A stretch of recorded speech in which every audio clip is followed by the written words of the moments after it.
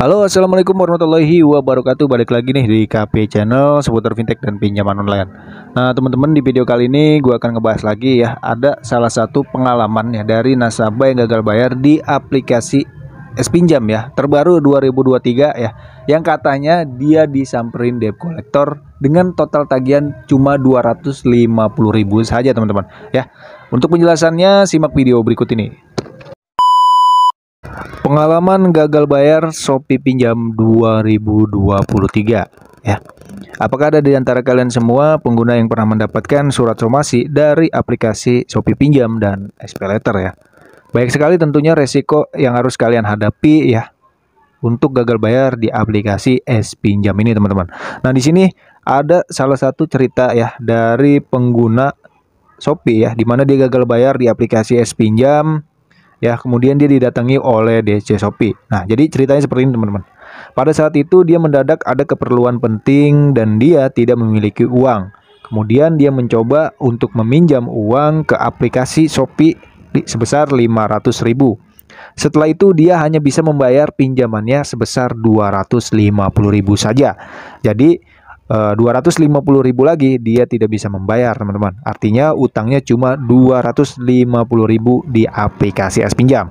Nah, kemudian setelah lama mungkin ya, lebih dari 1-3 bulan dia tidak bisa membayar pinjaman tersebut. Nah, pas waktu itu dia merasa khawatir dan langsung mencari informasi melalui berbagai sumber mengenai apakah adanya DC lapangan atau debt collector Shopee Pinjam ini. Ya, tidak lama setelah itu dia langsung didatangi oleh debt collector lapangan Shopee.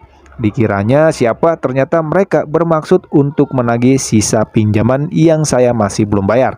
Ya, sisa pinjamannya ini adalah 250.000, teman-teman ya.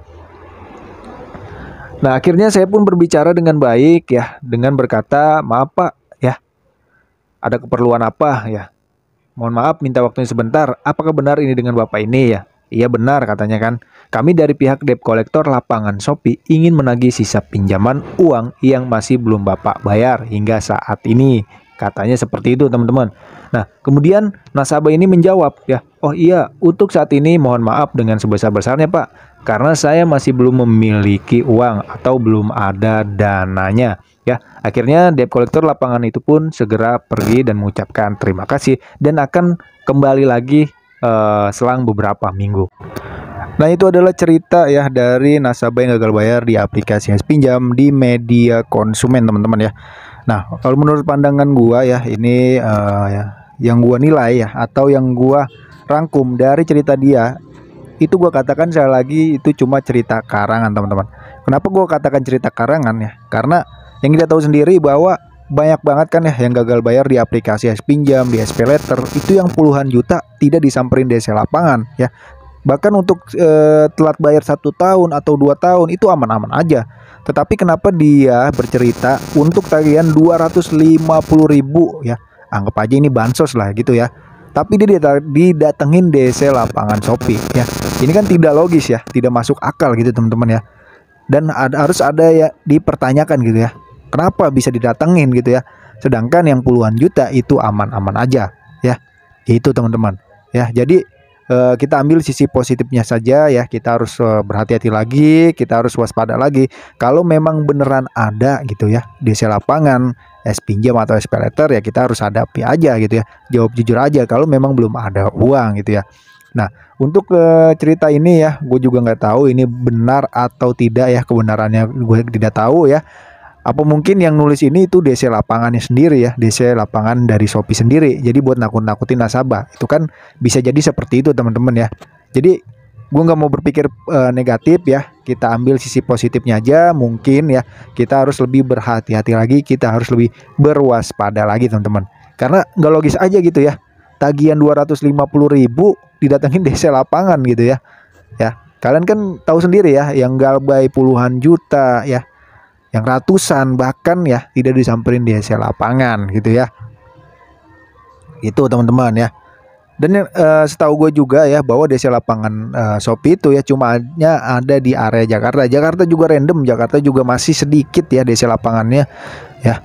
Nah, jadi kesimpulannya atau intinya aja lah yang gua rangkum ya, atau yang gue berikan kepada teman-teman nih. Jangan khawatir, jangan panik, jangan diambil pusing ya. Kalau nggak ada uang ngomong nggak ada uang ya. Itu teman-teman ya. Masalah resiko ke belakang itu ada DC lapangan, masuk slick ya, atau teror itu ya kalian hadapi aja ya. Itu teman-teman. Oke. Segitu aja pembahasan kali ini ya tentang ada salah satu nasabah yang bercerita di media konsumen ya yang katanya disamperin desa lapangan, Shopee, pinjam dan SPayLater. Di sini gua nggak mau menakutin teman-teman ya. Di sini kita ambil sisi positifnya aja teman-teman ya. Nah di sini kenapa gua bikin konten ini karena biar teman-teman itu harus waspada lagi gitu ya. Kalau beneran ada desa lapangan kita harus siapin mental ya. Ya itu teman-teman ya. Intinya siapin mental aja mulai dari sekarang yang gagal bayar di aplikasi S-Pinjam dan SPayLater ya. Apabila suatu saat DC lapangan itu ke rumah ya kita sudah siap gitu ya. Jangan sampai mental kita down karena DC lapangan. Oke, segitu aja video kali ini ya. Semoga bermanfaat ya. Terima kasih yang sudah menonton sampai habis. Thanks for watching.